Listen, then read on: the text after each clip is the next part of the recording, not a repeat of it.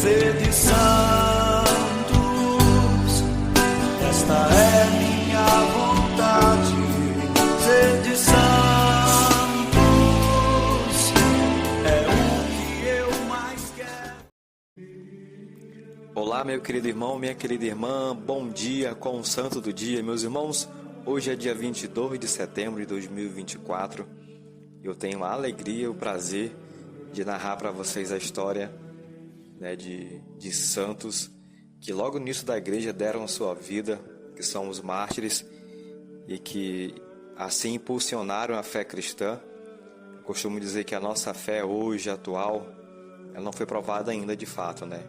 E que a gente deve muito, muito mesmo a essas pessoas que lá no início, no século I, II e III, literalmente morreram, né, para testemunhar assim a sua vida, né? E às vezes a gente acha que, né, que a nossa vida não tem valor, mas tem valor sim, né? Se vivermos a vida de santidade, aquela vida mesmo simples, o nosso nome não apenas vai ser escrito no livro da vida, mas também servirá de exemplo para muitos e muitos irmãos durante muitos e muitos séculos, como é o caso aqui de São Maurício e companheiros, que eram soldados, militares, mas também soldados de Cristo, meus irmãos. Lá pelos meados do século III, Orígenes escrevia. Orígenes é um grande pensador, filósofo aí, que serve de base para muito historiador, para muito estudioso, né? Então, Orígenes dizia que os novos recrutos, ou seja, quem aderia à fé, a grande maioria vinha da classe popular, né? Tecelão e sapateiro, mas também as famílias da burguesia provincial forneciam também à religião de Cristo novos fiéis, como advogados, magistrados, funcionários imperiais e legionários, que eram soldados, né? E isso engrossava, né, as fileiras do cristianismo. A presença dos cristãos na milícia, ou seja, no exército, desmentia a suspeita de que eles não fossem bons cidadãos, né?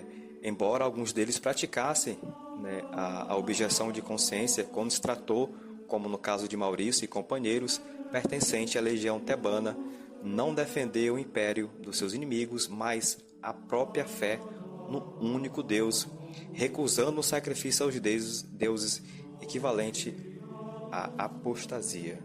Ou seja, alguns cristãos tinham a fama de não serem pessoas boas, e quem fazia parte dessa classe aí de magistrados e tudo mais, dos militares, eles levavam muito a sério realmente a fé em Cristo. Diocleciano, acho que vocês, né, quem acompanha aí o Santo do Dia, já deve conhecer já quem foi Diocleciano. Assim que foi aclamado imperador no ano de 284, lá no século III, imediatamente nomeou Maximiano. Esse nome aqui também, Maximiano, já rodou muito pelo Santo do Dia. Então, esse Diocleciano, ele nomeou Maximiliano Hércules governador do Ocidente, com a incumbência de entrar em combate contra os galhos, que são os franceses atuais, os quais já haviam dado início à luta armada para vingarem-se da morte de Carino, filho do até então imperador, que foi assassinado pelo sanguinário Diocleciano por ocasião da sua tomada do poder. Ou seja, começaram uma guerra por um assassinato, né? No Alto Egito foi recrutado um batalhão de soldados cristãos conhecidos como a Legião dos Soldados da Tebaida, chefiados pelo comandante Maurício, né, que é quem, né, toma a frente do santo de hoje. Apesar do ódio que Maximiliano nutria pelos cristãos, a incorporação de tais soldados em seu exército não era nenhum acontecimento especial ou extraordinário, uma vez que o próprio imperador Diocleciano, na época, era simpatizante, confesso, deles. Até mesmo esse imperador, ele confiou alguns cargos administrativos importantíssimos do império aos cristãos. Nesse período, ele ainda não via ou citava os cristãos como uma ameaça ao Império Romano.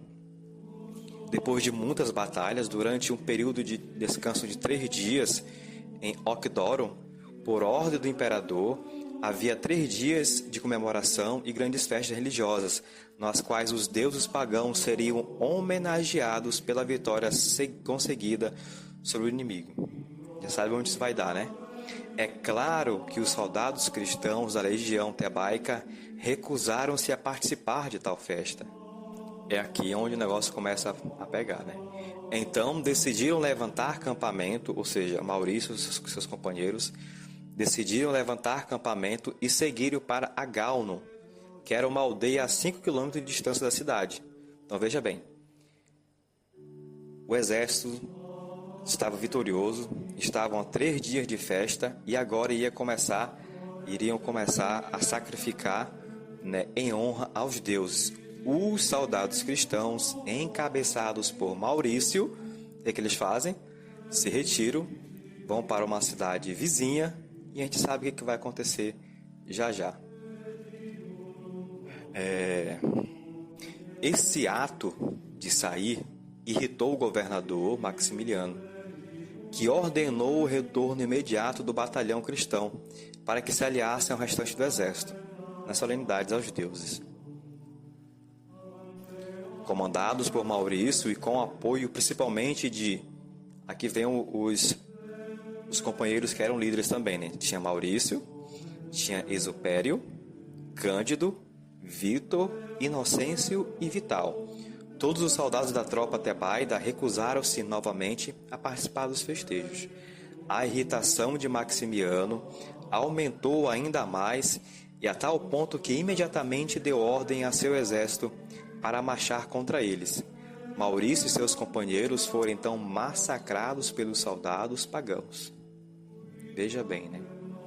O campo ficou, meus irmãos, forrado de sangue e cadáveres. Naquele lugar e naquela época foi erguida uma igreja em honra e culto a esses santos mártires do cristianismo, encontrada somente por volta do ano de 1893.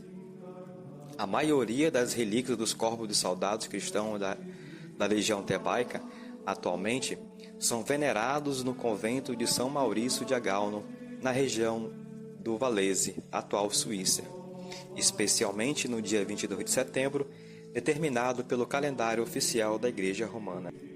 São Maurício e seus companheiros mártires são venerados como heróis da fé e mártires cristãos que testemunharam sua devoção a Cristo em face da grande perseguição e martírio.